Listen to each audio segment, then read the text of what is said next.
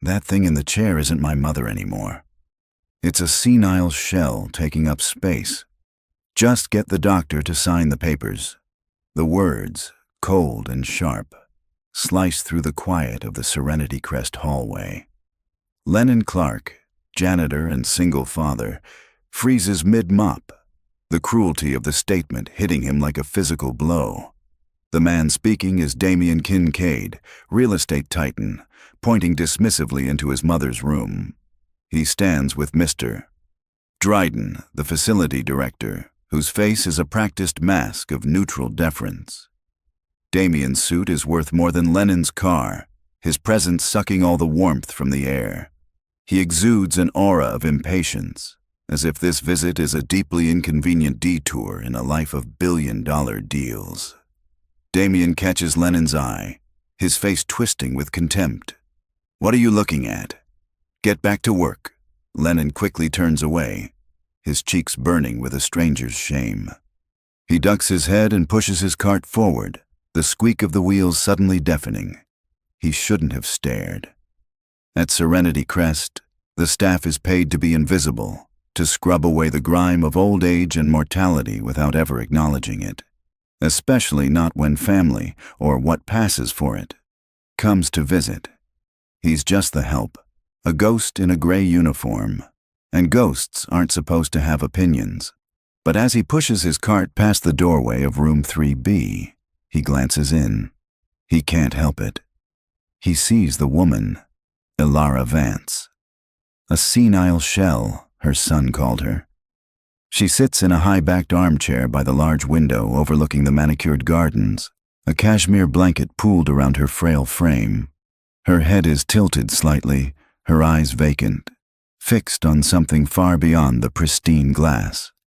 She looks exactly as she does every other day, a beautiful statue slowly gathering dust. Yet, as Lennon watches from the periphery, her right hand lifts from her lap. It moves with a slow, almost painful effort toward the window, which is slightly fogged from the afternoon humidity. Her finger touches the glass and begins to move.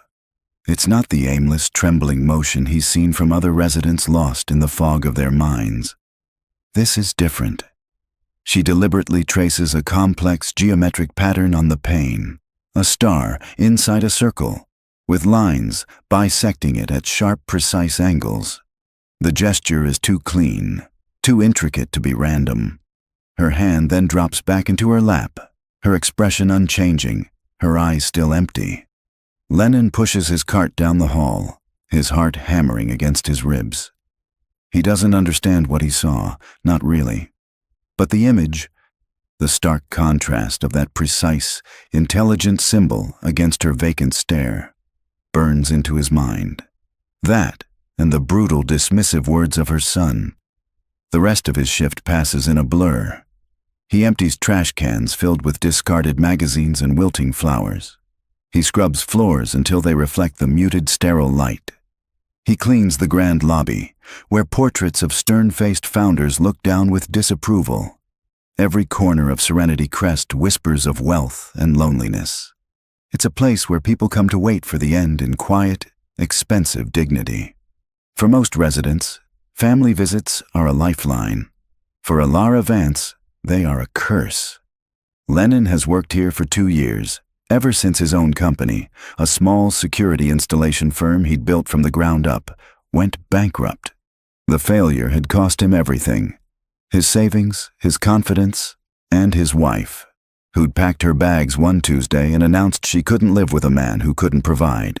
She'd left him with a mountain of debt and their 6-year-old daughter, Harper. Now Harper is 10, and she is the sun around which his entire broken world revolves. This job, with its steady, if meager, paycheck, is for her. It keeps a roof over their heads and food on the table in their cramped 2-bedroom apartment. He thinks of Harper as he clocks out, the memory of her laughter from this morning a warm spot in his chest. She'd been meticulously drawing a picture of a dragon for him, its scales a rainbow of crayon colors. "He breathes glitter, not fire, Daddy," she'd explained with the utmost seriousness. "Because he's a friendly dragon." That's the world he wants for her. A world with friendly dragons who breathe glitter. Not a world with sons who call their mothers senile shells. When he gets home, Harper runs to meet him at the door, wrapping her small arms around his legs. "You're late," she says, her voice muffled against his work pants. "Sorry, sweetie." It was a long day. He lifts her up, her small weight a comforting anchor. He smells the scent of cinnamon and crayons in her hair. "Did you see the quiet lady today?" she asks. Harper has visited him at work a few times, always on her best behavior, and has become fascinated with Elara Vance. She calls her the quiet lady, a description that feels more accurate than any medical diagnosis. "I did," Lennon says, setting her down and unlacing his worn-out boots. "Is she still quiet?" "Yeah, Harp. She's still quiet."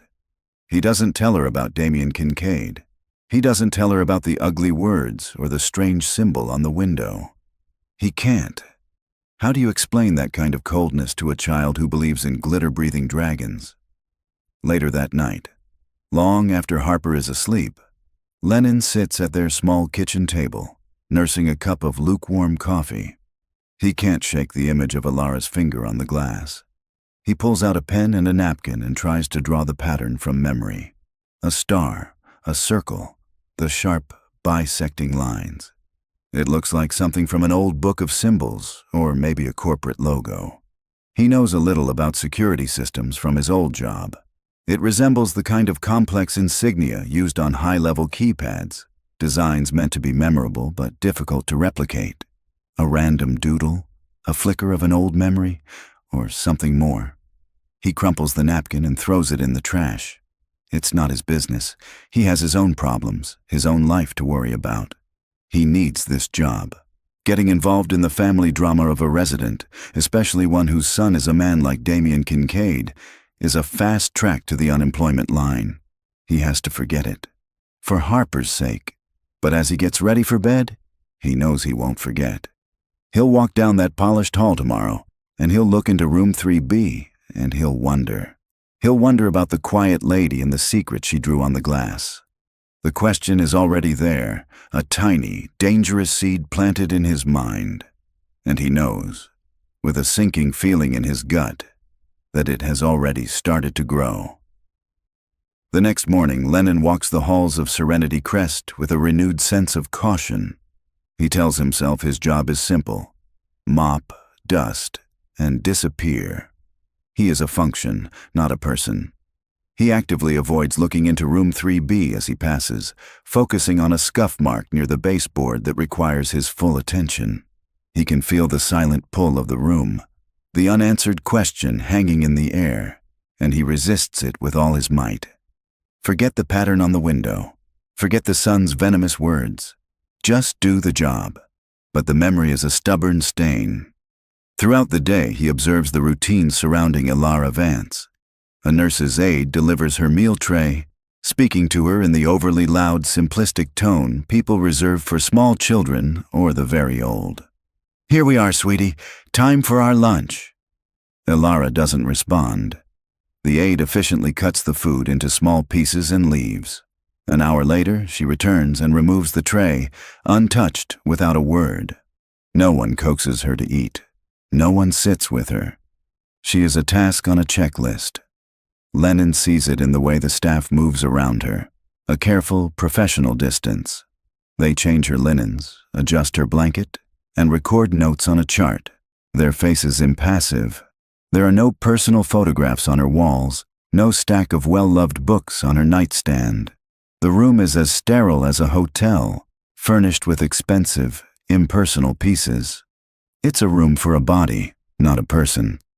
The profound depth of her isolation gnaws at him. Whatever she was before, whatever life she lived, has been erased. She is only what her son called her, a shell. His resolve to stay uninvolved begins to fray. He thinks of Harper, and the terror of her ever feeling that alone in the world tightens his chest. That afternoon, while hauling a bag of garden clippings to the incinerator, he spots it. A single, defiant dahlia that has bloomed late in the season, its deep crimson petals perfect against the green foliage. On a pure, unthinking impulse, he plucks it. The stem is cool and firm in his hand. He knows it's against the rules. The gardens are for the residents' viewing pleasure only. But the thought of that perfect flower wilting unseen feels like a crime. Later, during his final sweep of the 3rd floor, he hesitates outside room 3B. The hallway is empty. Taking a deep breath, he slips inside, his cart providing a convenient shield. "Just cleaning the trash," he murmurs to the empty space, his voice sounding loud in the silence. Ilara is in her usual chair, her back to him, staring out the window. He quickly empties her wastebasket, his heart thumping. On her nightstand is a glass of water. With trembling fingers, he takes the dahlia, its stem shortened, and places it in the glass. The vibrant red is a slash of life in the muted beige room. It's a small, foolish gesture. Meaningless. He expects no reaction and gets none. He doesn't look at her as he backs out of the room, pulling the door quietly shut. Still, as he walks away, a strange sense of peace settles over him. He did a kind thing. It doesn't matter if it was noticed. When he gets home, Harper is waiting for him with a new drawing. This one is of 2 stick figures holding hands. One is tall, labeled Daddy, and the other is small, labeled Me. They are standing next to a 3rd figure sitting in a chair. "Who's that?" Lennon asks, pointing to the 3rd figure. "That's the quiet lady," Harper says. "I think she's lonely. So I drew us with her, so she has friends." Lennon feels a lump form in his throat. He hugs his daughter tightly, burying his face in her hair. He has to protect this pure, uncomplicated goodness. The world hasn't beaten it out of her yet, and he'll do anything to keep it that way. His small act of defiance with the flower suddenly feels less foolish and more necessary. It's what a man who is a father to a girl like Harper is supposed to do. For the rest of the week, Lennon maintains his new, silent ritual. Each day, he finds a small piece of the outside world, a uniquely shaped leaf, a smooth gray stone from the garden path, a fallen feather from a blue jay, and leaves it on Ilara's nightstand when he cleans her room. He never looks for a reaction. He never says a word. They are anonymous offerings of kindness. He also starts to watch more closely. He notices that while her eyes appear vacant, they track. When a hummingbird hovers outside her window, her gaze follows its frantic movements with an unnerving stillness. When Mr. Dryden walks past her door, her posture seems to stiffen almost imperceptibly. These are fleeting, momentary things. Blink and you'd miss them. But Lennon is looking. He sees them. And with each observation, the question in his mind grows louder. On Friday, he enters her room to collect the trash. His collection of small treasures sits on her nightstand. The stone, the leaf, the feather. The dahlia from Monday is gone, likely discarded by the day staff. As he reaches for the wastebasket, his eyes land on the only other personal item in the room, something that's been there all along but that he's never paid much attention to. It's a small, hand-carved wooden bird, sitting next to the glass of water. It's a simple thing, maybe a robin or a sparrow. Its wood darkened with age and smoothed from what must be years of handling. He feels an odd compulsion to touch it. His hands are calloused and rough from work, but his touch is gentle as he picks it up to dust beneath it. The wood is warm, almost alive. It feels solid, heavy for its size.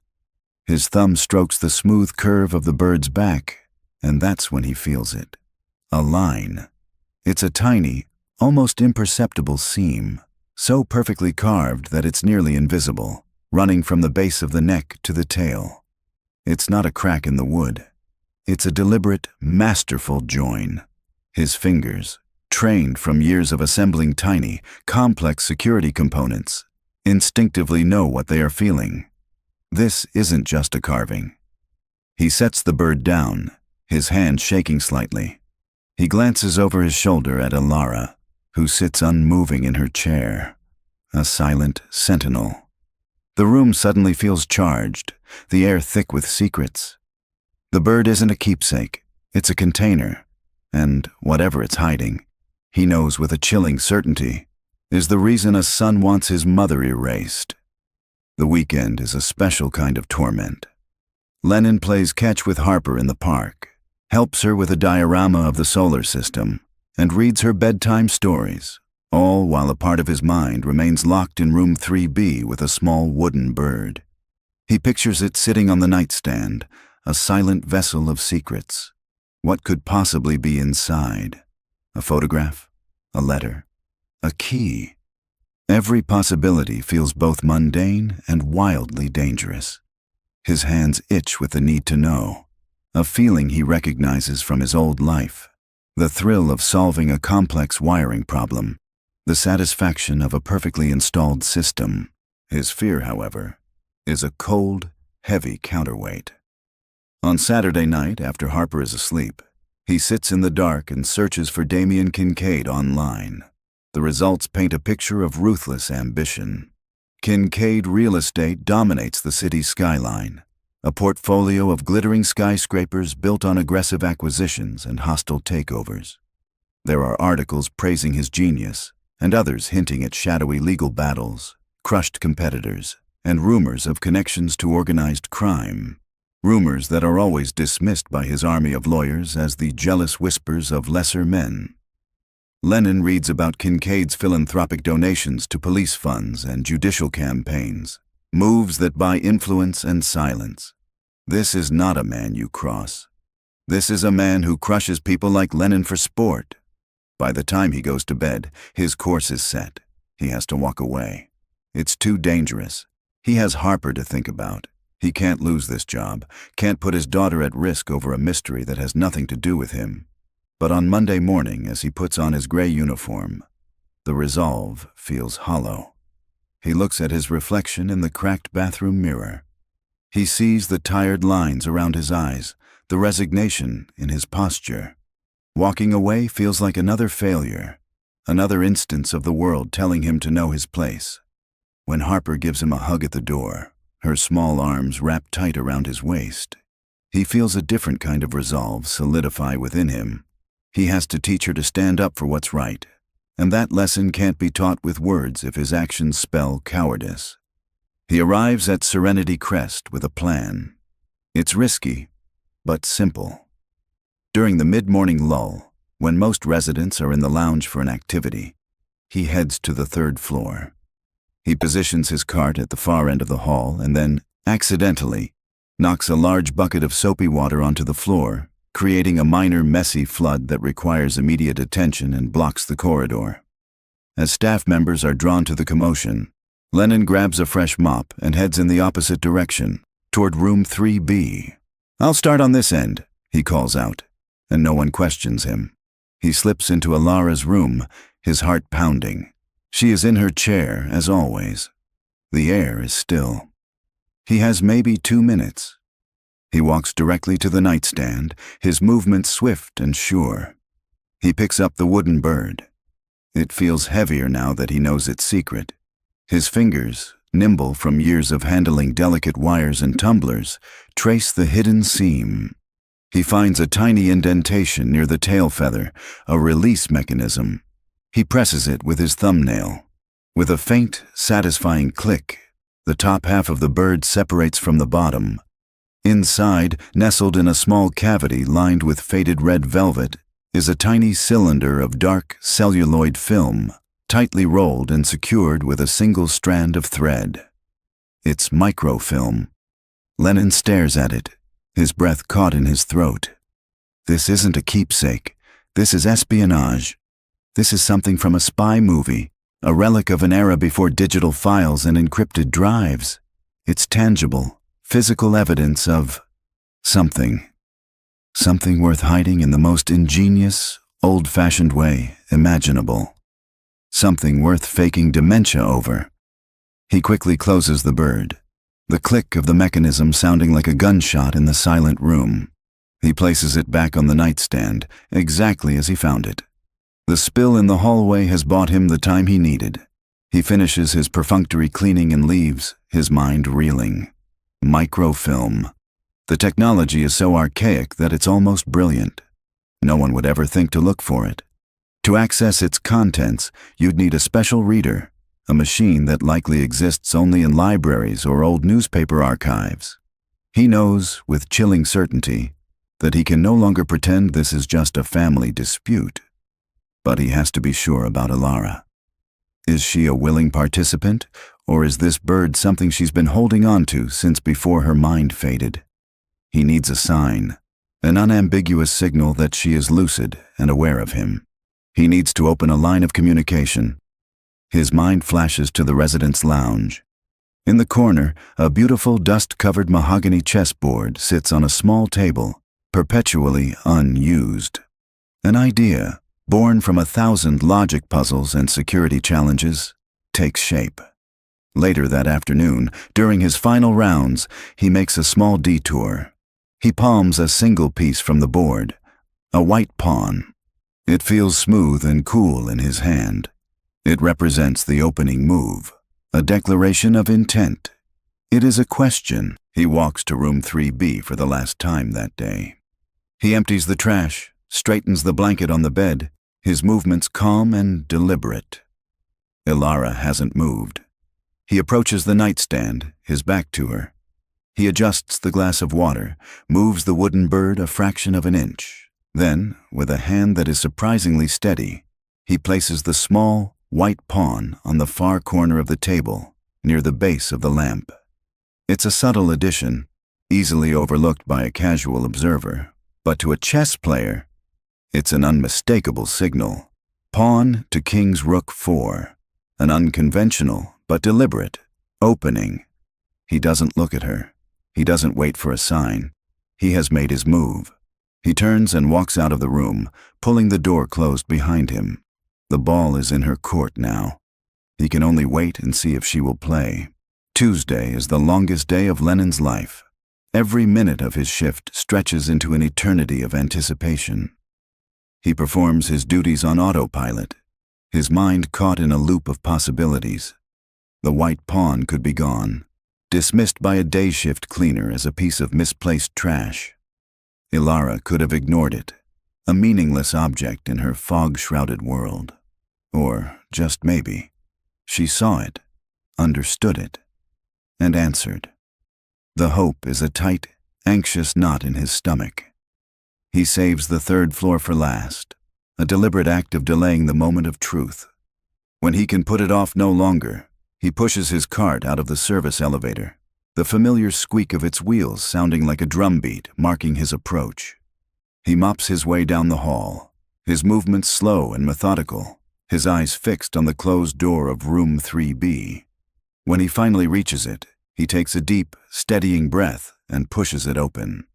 He forces himself to follow his routine, to create a reason for being there.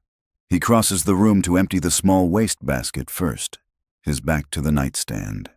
He straightens a picture on the wall that is already perfectly straight. His heart hammers against his ribs, a frantic, trapped bird. Finally, he turns. He looks at the nightstand by her bed. The white pawn is gone. A wave of disappointment, so sharp it feels like grief, washes over him. It was a stupid idea, a desperate fantasy. She's a sick old woman, and he's a janitor playing make-believe spy games. He should have known better. He feels a fool's blush creep up his neck. As he turns to leave, his eyes scan the room one last time. And then he sees it. It's not on the nightstand. On the small, polished table beside Ilara's armchair, where the afternoon sun streams through the window, stands a single, black chess piece. A rook. Lennon stops dead, the mop handle slipping in his sweaty palm. A black rook. It's a direct response. Not a pawn answering a pawn, but a major piece answering a minor one. It's a move of power, of significance. It's a statement. I see your move, and I raise you. The game is on. He slowly lifts his gaze from the chess piece to the woman in the chair. Her eyes are fixed on the gardens outside, her expression as placid and empty as ever. But for a single, breathtaking second, her eyes shift, moving from the window to meet his. In their depths, for the first time, he doesn't see a void. He sees a flicker of sharp, blazing intelligence. He sees gratitude. He sees a warning. It's a silent, powerful acknowledgement, an entire conversation packed into a fleeting glance. Then, as quickly as it appeared, it's gone. The mask of dementia slips back into place, and she is once again the quiet lady, the senile shell. Lennon feels a jolt of adrenaline, a strange mix of terror and exhilaration. It's real, all of it. He's not imagining things. He has an ally who is trapped, brilliant, and counting on him. The alliance is sealed. He finishes his work in a daze, his mind racing. He now has confirmation, but he also has a roll of useless microfilm. What does she want him to do with it? He can't ask. Their communication is a fragile, one-way street of her clues and his interpretation. The next day, he receives his answer. He enters her room to find a copy of the city newspaper lying on the foot of her neatly made bed. This is unusual. Ilara never has a newspaper. He assumes a cleaner left it by mistake. As he reaches to pick it up and toss it in the recycling, he notices it's been folded in a peculiar way, drawing attention to a specific page. It's the arts and culture section. His eyes scan the page. There's a review of a new play and an interview with a local artist.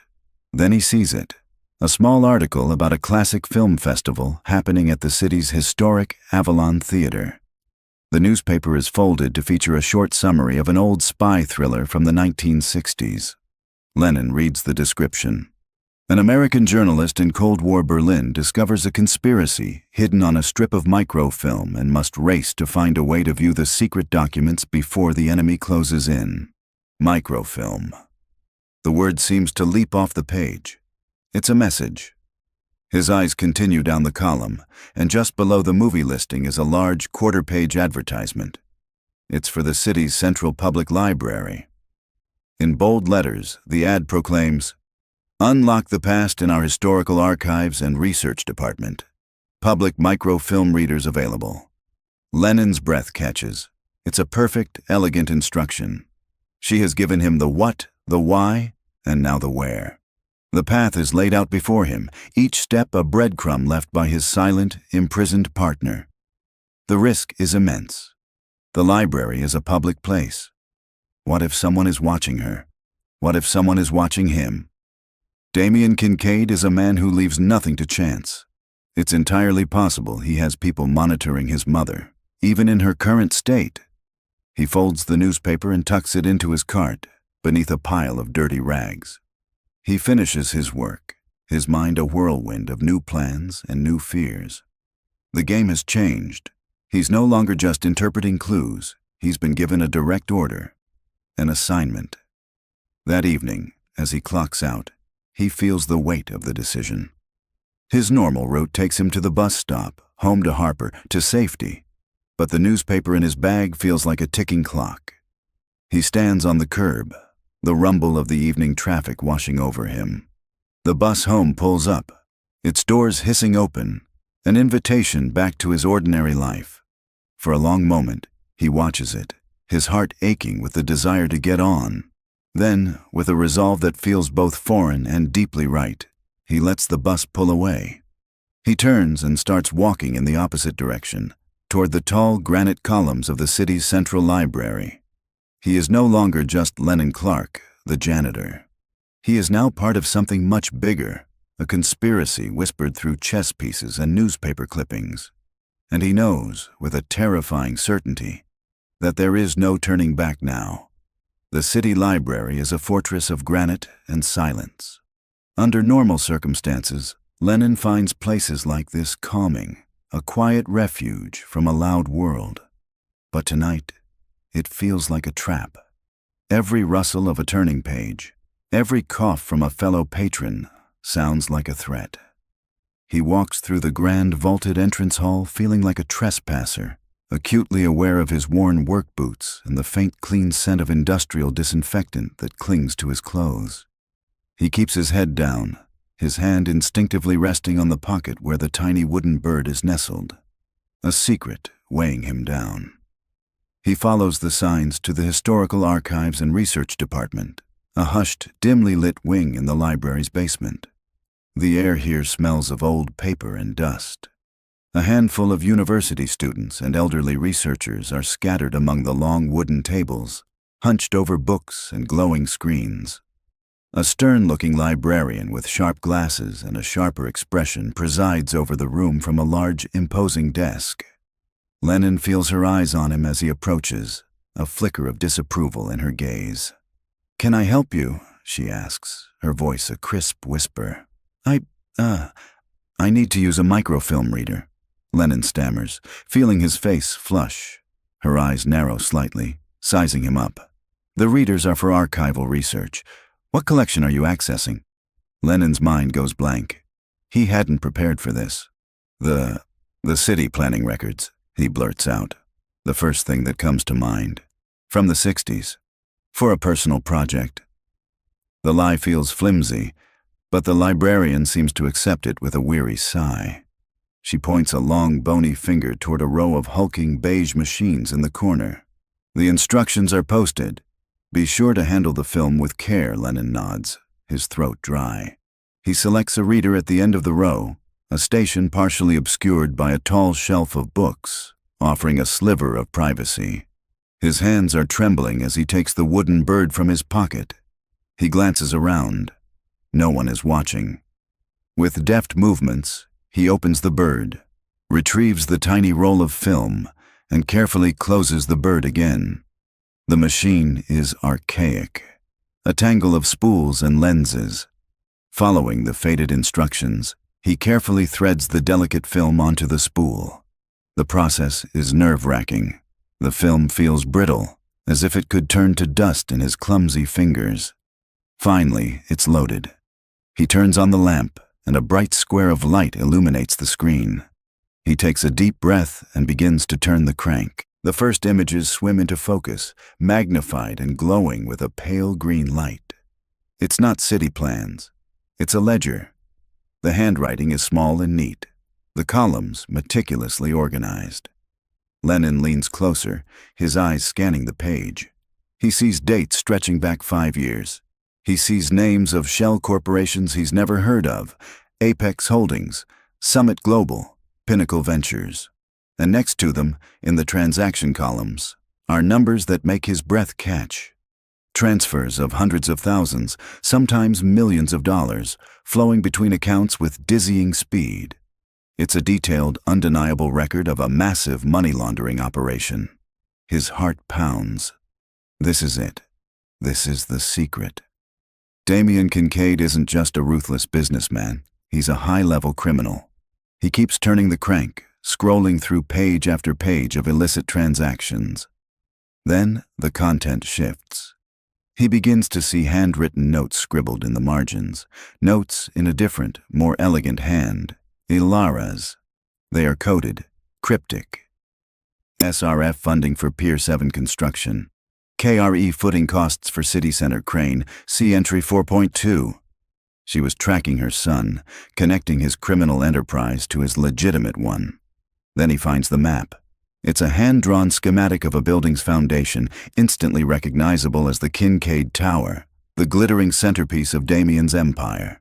The drawing is detailed, showing support pillars and rebar configurations, and on it are 2 distinct red X's, marking specific coordinates deep within the concrete slab. Next to one of the marks is a small, chilling notation, SR-final payment. Lennon's blood runs cold. SRA person's initials? Final payment. It's not just money being buried. It's a record of something far more sinister. Evidence, or maybe someone. A rival who was silenced and entombed in the foundation of his own monument to greed. The final frames on the microfilm contain a different kind of document. It's a typed letter, a sworn affidavit signed by Ilara Vance and dated 2 years ago, just before she was admitted to Serenity Crest. Lennon reads her words, and a portrait of a brilliant, terrified woman emerges. She details how she, a board member of her late husband's original company, discovered Damien's criminal activities. She writes about his partnership with a ruthless crime syndicate. She explains that she has been secretly compiling this evidence, but that Damien has become suspicious of her questions. She fears for her life. "Should I be declared mentally incompetent?" she writes, her words a ghostly premonition. "Or should my death be deemed anything but natural? This evidence must be delivered directly to the Federal Bureau of Investigation. The local authorities cannot be trusted." She knew.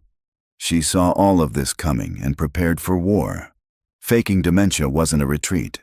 It was a strategic, defensive maneuver, a way to stay alive while protecting her arsenal.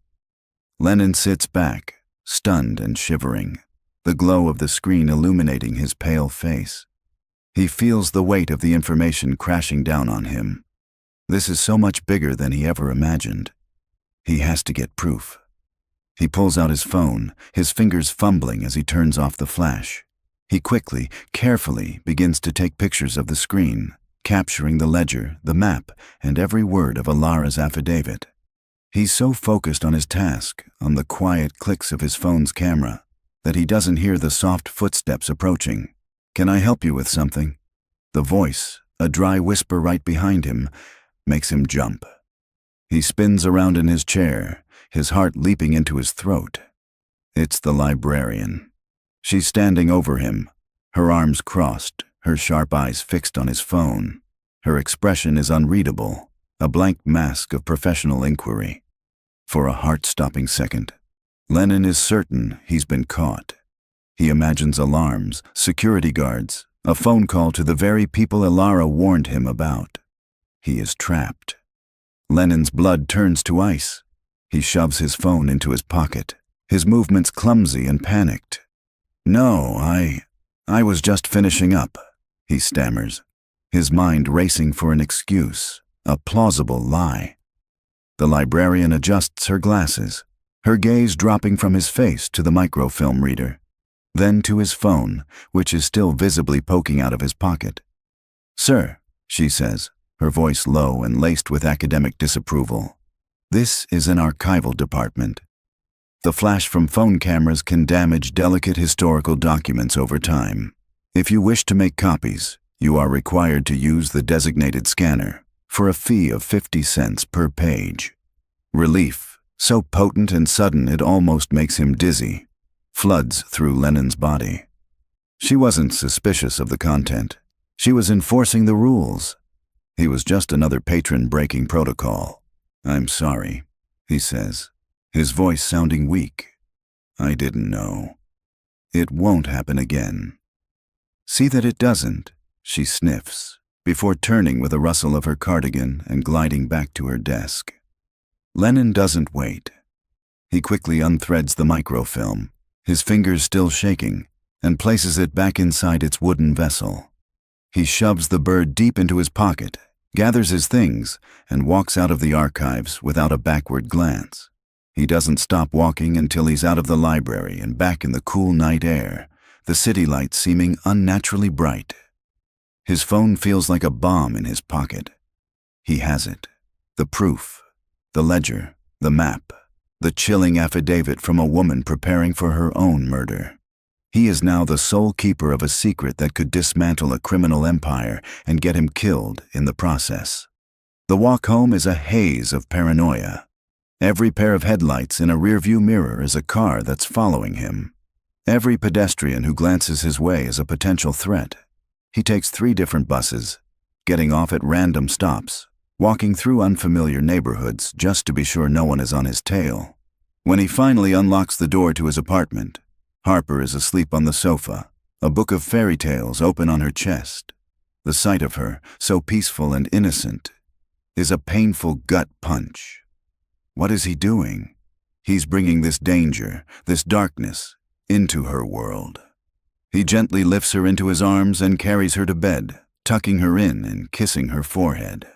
For a long moment, he just stands there, watching the steady rise and fall of her small shoulders, and is consumed by a wave of terrifying doubt. The next day at Serenity Crest, the change is immediate and palpable. The usual daytime security guard, a friendly older man named Gus, is gone. In his place is a younger, fitter man with a military-style haircut and cold, watchful eyes that seem to miss nothing. When Lennon swipes his staff card, the new guard studies his ID for a beat too long before nodding him through. Mr. Dryden, the director, bustles past him in the lobby, his gaze fixed firmly on the floor, offering only a clipped, tense morning Clark. Without breaking stride. The air on the third floor feels different too. Charged. Staff members talk in hushed tones, occasionally glancing toward room 3B. Lennon knows instinctively that his actions have triggered a reaction. Damien Kincaid, a man built on control, must have sensed a change in the environment around his mother. A chess piece out of place, a kindness reported by a sycophantic nurse. It wouldn't take much to arouse his suspicion. When Lennon enters Alara's room, he feels the chill most acutely. Everything is in its place, clean and sterile, but it feels like a cage that has been rattled. As he moves to empty the trash, he sees her warning. On the floor, in the very center of the plush carpet, sits the smooth gray stone he'd left for her days ago. It's a deliberate placement, an object unnervingly out of place. It's a silent scream. The enemy is here. The walls are closing in. He pockets the stone and finishes his work quickly, the feeling of being watched now a certainty. The new guard makes a slow patrol down the hall, his eyes lingering on Lennon as he exits Alara's room. The summons comes at 4:45, 15 minutes before the end of his shift. Mr. Dryden wants to see him in his office. Lennon's stomach plummets. He knows what this is. He walks into the richly appointed office to find Mr. Dryden sitting behind his large mahogany desk, looking profoundly uncomfortable. But he's not the one Lennon's attention is drawn to. Standing by the window, staring out at the gardens with his hands clasped behind his back, is Damien Kincaid. Damien turns, and his eyes are like chips of ice. There is no pretense, no accusation, just a cold, confident power. "Mr. Clark," he says, his voice soft, almost pleasant. "We seem to have a security issue." "Sir?" Lennon says, his own voice steady despite the frantic beating of his heart. "We've had reports," Mr. Dryden cuts in, reading from a file on his desk without looking up. "Reports of you loitering, spending unnecessary time in residence rooms. It's a violation of our privacy protocols. A serious one. The accusation is so flimsy, so transparently false, that it's almost laughable. But the men in this room aren't interested in the truth. Specifically," Damien says, taking a step forward, "my mother's room. I pay this facility a great deal of money to ensure her privacy and safety. And I find out that the janitor has been taking a special interest in her. Tell me, Mr. Clark, what is it about my mother that you find so fascinating?" "She seemed lonely," Lennon says simply, deciding that the truth is his only weapon. Damien lets out a short, humorless laugh. "Lonely?" "She's barely conscious. What she is a very wealthy woman. And men like you," he says, his eyes raking over Lennon's worn uniform, "are always sniffing around wealth, looking for an angle, a handout." "That's not true," Lennon says, his hands clenching into fists at his sides. "It doesn't matter what's true," Damien says, his voice dropping to a chilling whisper as he steps closer. "It only matters what I say is true. You're a security risk." He turns to the director. "He's fired." Effective immediately, Mr. Dryden clears his throat. "Lennon, I'm sorry. Your position has been terminated. Please collect your personal items from your locker. It's a death sentence delivered with bureaucratic blandness." Damien isn't finished. As Lennon turns to leave, Damien places a hand on his shoulder, his grip surprisingly strong. "A piece of advice," he says, his voice a low threat meant only for Lennon. "People who stick their noses into Kincaid family business often lose more than just their jobs. They lose everything. Are we clear?" Lennon looks him straight in the eye. He doesn't back down. "Perfectly." He pulls his shoulder away and walks out of the office without another word. The new security guard is waiting to escort him to his locker, and then to the front door, as if he were a common criminal. He's handed a small cardboard box containing his thermos, a spare set of work gloves, and a framed picture of Harper. He's walked out into the late afternoon sun, jobless and openly threatened. He looks back at the pristine, imposing facade of Serenity Crest, a fortress where his only ally is now more trapped, more isolated than ever before. He's at rock bottom.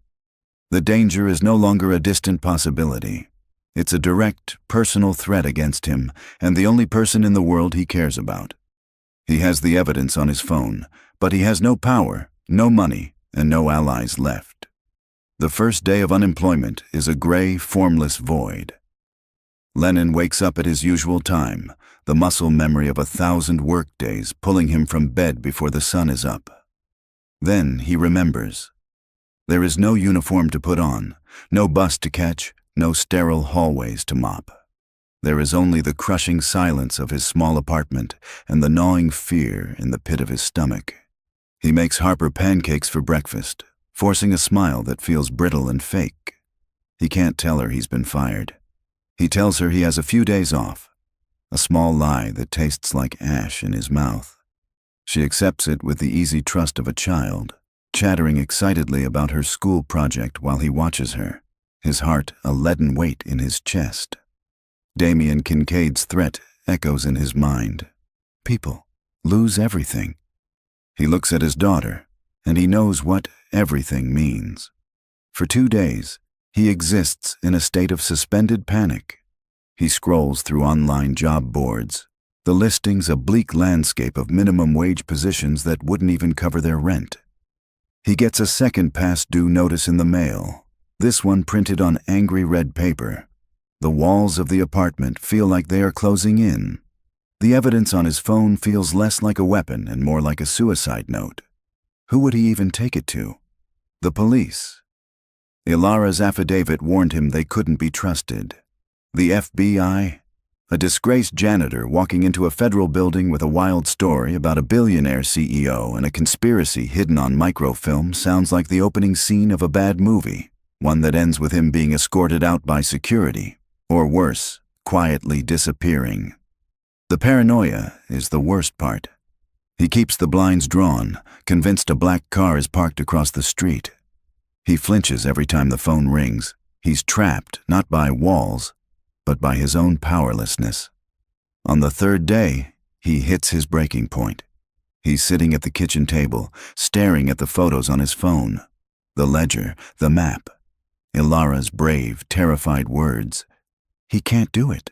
He can't risk Harper's safety. It's over. He has to protect his daughter, and that means forgetting Ilara Vance and everything he's discovered. His thumb hovers over the delete button, a single press away from erasing it all, from retreating back into the safety of anonymity. That's when the mail carrier slides the day's delivery through the slot in their front door. It's the usual assortment of junk mail and bills, but among them is a small, plain manila envelope. It's thicker than a normal letter. There is no return address. His name and address are typed, the font clean and impersonal. His heart begins to pound a slow, heavy rhythm. He tears it open.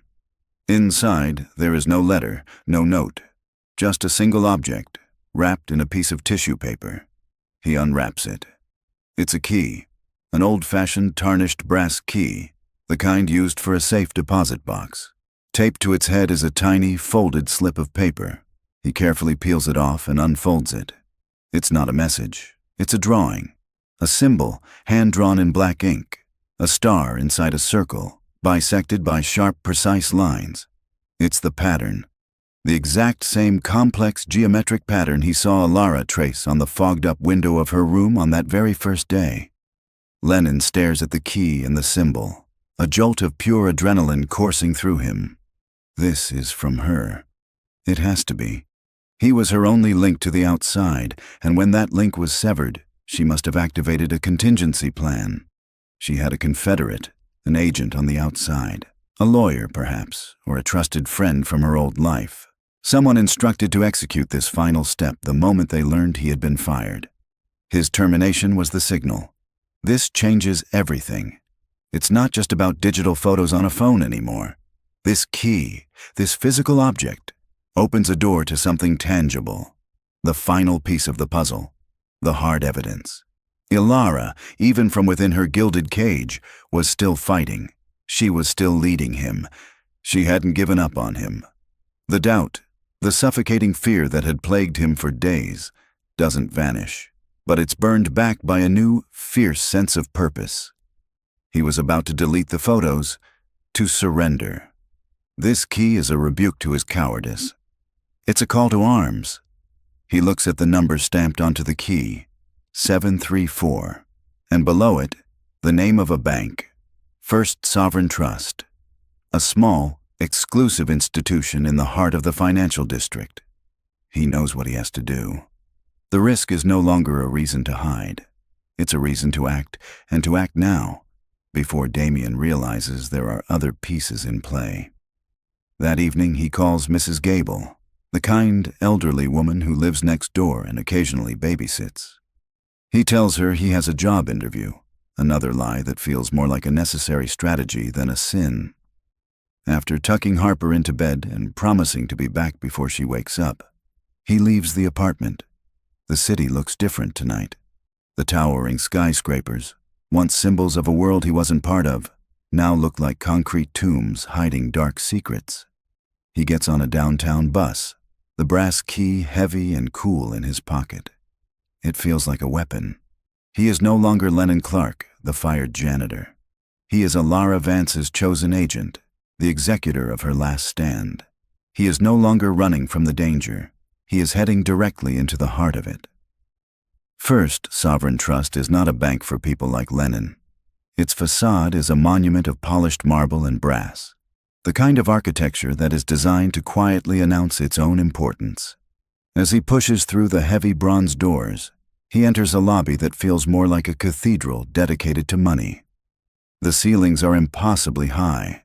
The floors are a gleaming checkerboard of black and white tile, and the only sound is the hushed murmur of quiet transactions and the soft clicks of expensive shoes. It's 5:15. The bank will be closing soon. Lennon, in his simple jacket and worn jeans, feels every eye on him. He looks like a stray dog that has wandered into a palace. He ignores the stairs and walks directly to a desk marked Vault Services. The man behind the desk is older, with silver hair and a perfectly tailored suit. He looks at Lennon over a pair of gold-rimmed spectacles, his expression one of polite, professional skepticism. "May I help you?" the man asks, his tone implying that he probably cannot. "I need to access a safe deposit box," Lennon says, his voice coming out steadier than he expected. He places the tarnished brass key on the polished surface of the desk. The man, whose nameplate reads Mr. Alistair Finch, picks up the key as if it were a curious artifact. He examines the number. "Box 734, and you are?" "Lennon Clark." Finch types the name and number into his computer, his fingers moving with practiced efficiency. Lennon holds his breath. This is the moment it all falls apart. The box will be in Ilara's name. He'll have no authority, and security will be called. But Finch's eyebrows raise a fraction of an inch. "Ah, yes. Mr. Clark, I see your name was added to this account 3 days ago. Do you have a form of identification?" 3 days ago. The day he was fired.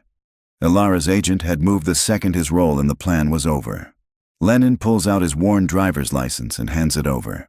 Finch scrutinizes it, compares the photo to his face, and finally gives a stiff, satisfied nod.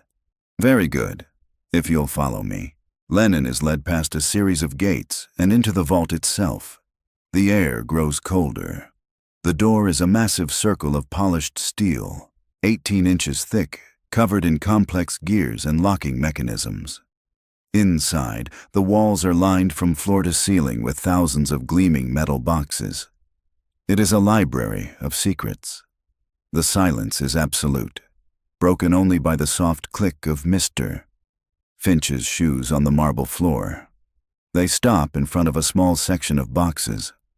Finch inserts a master key into one lock, then gestures for Lennon to use his. With a turn of both keys, there is a solid, satisfying thunk. Finch pulls out a long, narrow metal box and hands it to Lennon. "The third viewing room on your right is available," he says, his voice devoid of curiosity. "Please close the door behind you for privacy." Lennon nods, his throat too tight to speak. He walks into the small, wood-paneled room and shuts the door. It clicks closed, sealing him inside with the box. For a moment, he just sits there, staring at the cold metal container on the table. This is it, the culmination of everything. With trembling hands, he lifts the lid. There is no cash, no gold, no jewels. The box is filled with paper. It's a meticulously organized file folder, thick with documents.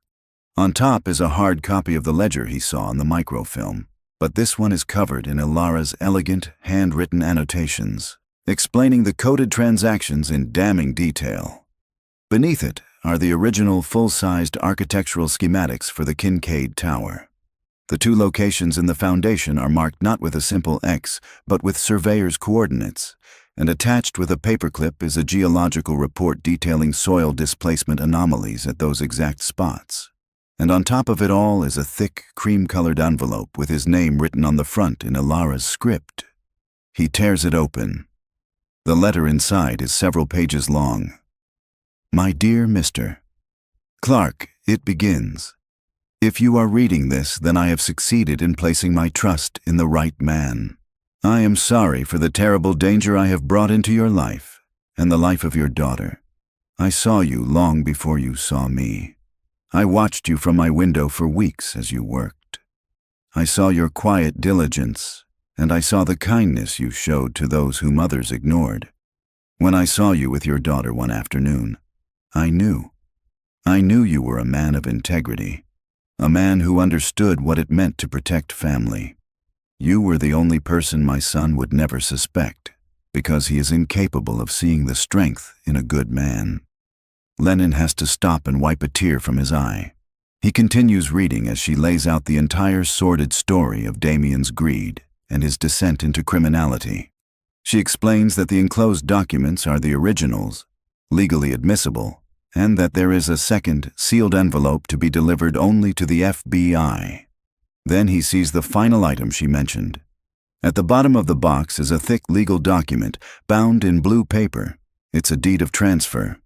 He reads it, his eyes widening in disbelief.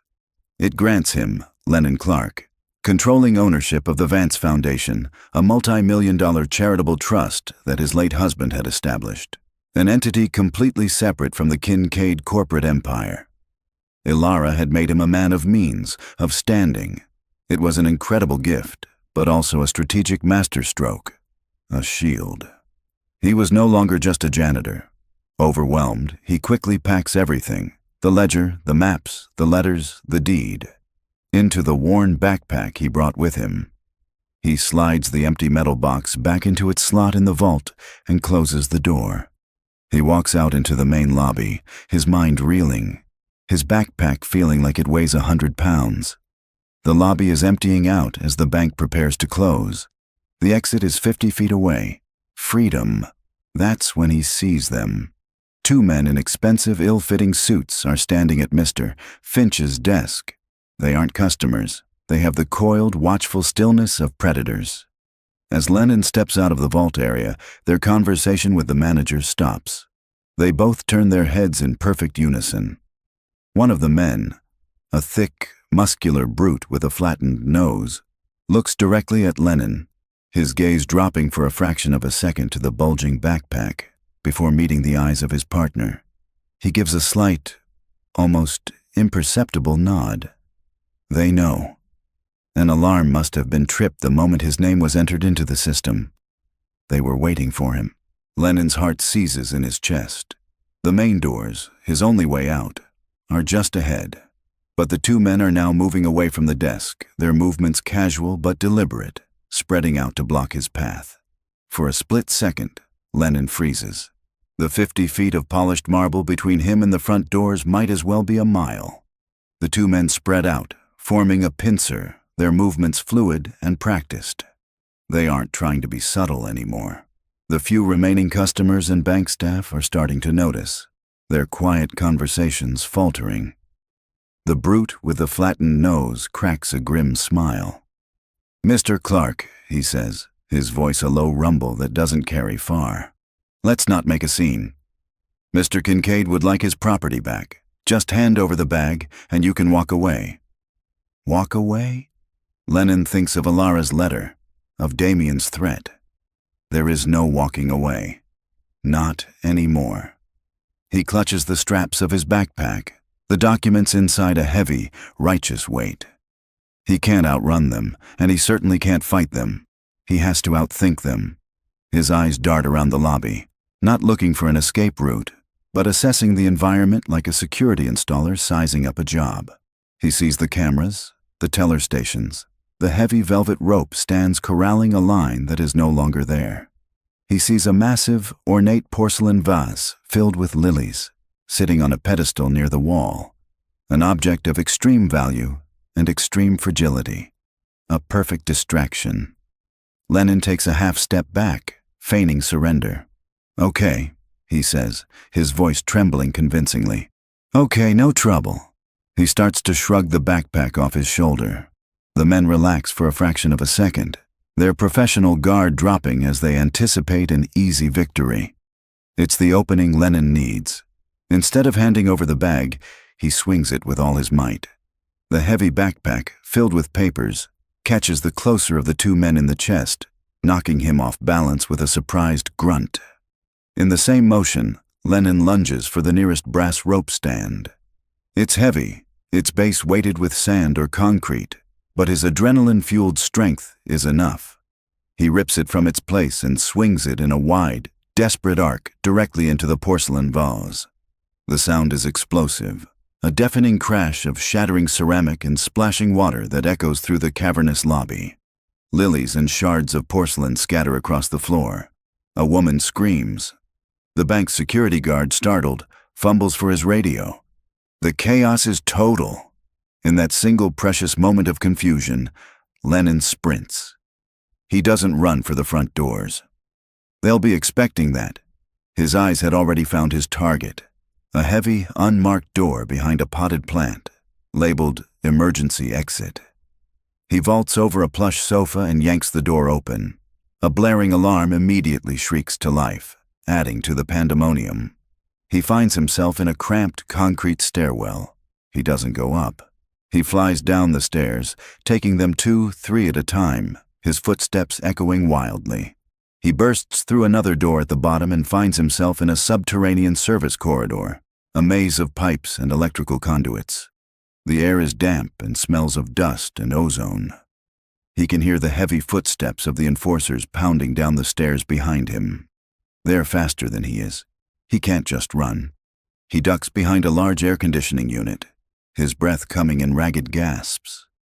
The two men thunder past his hiding spot, their momentum carrying them further down the corridor. Lennon doesn't wait.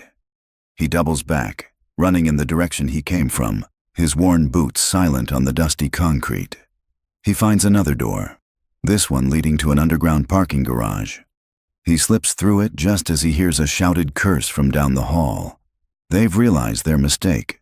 The parking garage is a sprawling, shadowy space filled with expensive cars. He weaves between them, his backpack clutched tight. He sees the ramp leading up to the street, but he knows they'll be covering it. He looks for another way out and spots a ventilation grate near the ceiling. It slats wide enough to see through. He climbs onto the hood of a Rolls-Royce, peering through the grate. He can see the sidewalk, the evening rush hour in full swing. He's right below the street. He hears them entering the garage, their voices sharp and angry. He has to move. He drops back down and runs to the far side of the garage, where a sign points to the subway concourse. An underground connection, his ticket out. He pushes through the doors and is immediately swallowed by the river of commuters. The noise is a welcome shield, the sheer number of people a form of camouflage. He buys a ticket and rushes toward the platforms, daring a glance over his shoulder. He sees him, the brute, his head swiveling, scanning the crowd, his eyes cold and furious. Lennon ducks behind a pillar just as a train screeches into the station, its doors hissing open. He waits until the last possible second, until the warning chime for the closing doors begins to sound, and then he dives into the crowded car, squeezing himself between a man in a business suit and a woman with a stroller. As the train pulls away from the station, he looks back through the window. For a heart-stopping moment, he makes eye contact with the second enforcer, who is standing on the platform, having just missed the train. The man glares at him, a look of pure hatred in his eyes, and pulls out his phone. Lennon slumps against the wall of the train car, his body trembling, his shirt soaked with sweat. He got away, but they know he has the evidence, and they know he's on the run. He's not safe, not yet. He knows there's only one place in the entire city where he might be, the one place Ilara told him to go. He stays on the train for 5 stops, then switches lines twice, the route memorized from his frantic online searches the night before. 40 minutes later, he emerges from a station into the imposing shadow of Federal Plaza. He walks the final 2 blocks, his legs feeling weak and unsteady. He finally stands before it. The city's FBI field office, a modern fortress of glass and steel. He pulls open the heavy glass door and steps inside. The lobby is sterile, quiet, and buzzing with an invisible energy of authority. He did it. He made it. He clutches his backpack, the evidence a tangible weight against his back. He looks back through the doors, across the street, and he sees him. The first man, the brute, is standing on the far sidewalk, partially hidden by a bus stop. He's not trying to get in, he's just watching. He lifts his phone to his ear, his eyes locked on Lennon, a clear and chilling message passing between them. "We see you. This isn't over." Lennon turns away from the window, his fear replaced by a cold, hard resolve. He walks to the main reception desk, where a uniformed agent sits behind a thick pane of bulletproof glass. The agent looks up, his expression neutral. "Can I help you?" Lennon places his hands on the counter, leaning forward slightly so the agent can hear his ragged breath. "Yes," he says, his voice clear and strong. "I need to report a crime." The FBI agent's professional neutrality barely flickered, but Lennon saw a shift in his eyes. He was led from the sterile lobby into the secure heart of the building, ending up in a small, windowless interview room. For the first hour, he was met with a practiced, weary skepticism. He was just another walk-in with a wild story. Agents came and go, listening with impassive faces as he recounted the events of the last few weeks. He could see the doubt in their expressions. It was too much, too cinematic. The janitor, the billionaire, the woman faking dementia. Then he opened his backpack. He laid everything out on the cold, steel table. The hard copy ledger, its pages filled with Ilara's damning annotations, the architectural schematics for the Kincaid Tower, the coordinates of the buried secrets stark and clear. He placed Ilara's sealed letter, addressed to them, in the center of the table. Finally, he recounted the chase, giving a precise description of the 2 men who had pursued him. The atmosphere in the room changed instantly. Skepticism was replaced by a sharp, electric focus. A senior agent, a woman with intelligent, discerning eyes named Agent Rossi, took charge. She read Ilara's letter, her expression growing grimmer with every line. She examined the ledger, cross-referencing the shell corporations with names on a whiteboard brought into the room. "The syndicate she mentions," Agent Rossi said, looking at Lennon with new respect. "We've been trying to get a foothold in their money laundering operations for 3 years. Your friend, Mrs. Vance, just handed us the key." What followed was a maelstrom of controlled, efficient action. Lennon was moved to a secure debriefing room, where he told his story again, this time to a federal prosecutor. Armed with Ilara's evidence and his testimony, the FBI moved with breathtaking speed. The takedown was a media spectacle. Just before noon the next day, live news helicopters broadcast footage of a fleet of black SUVs swarming the entrance of the Kincaid Tower. Damian Kincaid was arrested in his penthouse boardroom in the middle of a hostile takeover negotiation. The images were devastating. The titan of industry, the man who moved skylines, being led away in handcuffs, his face a mask of disbelief and impotent rage. Coordinated raids hit his network across the city, crippling the crime syndicate he served.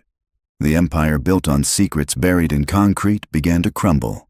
Simultaneously, a quieter, more profound liberation was taking place. A team of federal agents, led by Agent Rossi, arrived at Serenity Crest. They bypassed a stammering, terrified Mr. Dryden and went directly to room 3B. Ilara Vance was sitting in her chair by the window.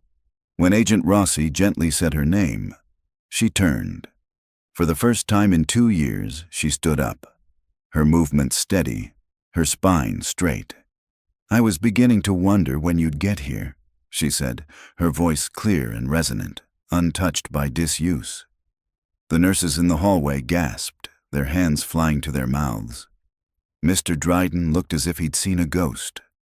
Ilara Vance, holding Agent Rossi's arm, walked out of Serenity Crest, not as a patient, but as a survivor, leaving the ruins of her prison behind her. 1 year later. The corner office is flooded with sunlight, the large windows offering a panoramic view of the city. A city Lennon now helps to build, not just clean. He stands before a large table, reviewing plans for a new affordable housing project. He is dressed in a simple, well-tailored suit, but he looks more comfortable in his own skin than he ever has. The nameplate on his desk reads, Lennon Clark, Executive Director. The door bursts open and Harper, now a happy, confident 11-year-old, runs in, a school art project clutched in her hand. "We finished the mural," she announces proudly. Following her at a more sedate pace is Ilara Vance. She is transformed. Dressed in an elegant but vibrant pantsuit, her silver hair cut in a chic, modern style, she radiates energy and sharp intelligence. The last year has seen her not only reclaim her life, but become a formidable public figure. She smiles, the expression lighting up her face. She directed the entire class, of course, Ilara says, her tone a mix of wry humor and deep affection. The bond between the three of them is palpable, the easy, comfortable rhythm of a family, forged in crisis and bound by love. Later that day, they stand on a makeshift stage in a once-neglected neighborhood. They are here to dedicate the first community center built by the newly revitalized Vance Foundation. Under Lennon's leadership, the foundation has become a powerful force for good, using its vast resources to fund the kinds of projects Damien Kincaid would have bulldozed. When it's her turn to speak, Ilara addresses the crowd, her voice firm. She speaks of second chances and the power of integrity. Then she turns and gestures for Lennon to join her at the podium.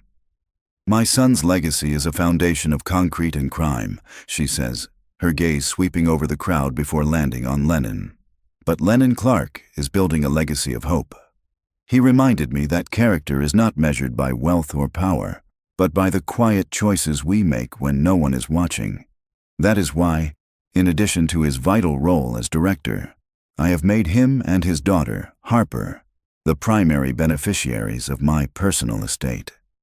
A wave of murmurs and then applause ripples through the audience. Lennon feels his face flush, not with embarrassment, but with profound gratitude. "True family," Ilara concludes, placing a hand on his arm, "is not about the name you inherit. It's about the character you build and the people you choose to protect." As they leave the stage, surrounded by a community celebrating a new beginning, Ilara presses a familiar object into Lennon's hand. It's the small, hand-carved wooden bird. "You should keep this," she says softly, "to remind you that sometimes the smallest, quietest things hold the most power." Lennon closes his hand around the smooth wood. He looks at Harper, who is laughing, and at Ilara, whose eyes are shining with pride. The ghosts of his past, failure, fear, loneliness, are finally gone. He is no longer invisible. He is seen. He is home. And just like that, another story is over. I always wonder where you all are and what you're doing when you listen to these. If you feel like sharing, drop a comment and let me know. Are you on a long drive, working on something, or just winding down for the night? It's nice to picture the story finding a home with you, wherever you are. If you'd like more stories like this one to keep you company on your journey, you know what to do. Hitting subscribe and that little bell means you'll always have another one waiting for you when you need it. A simple like helps others find a companion in these tales too. Thanks for letting me share this space and time with you. It really is a privilege. Until the next one, stay safe out there.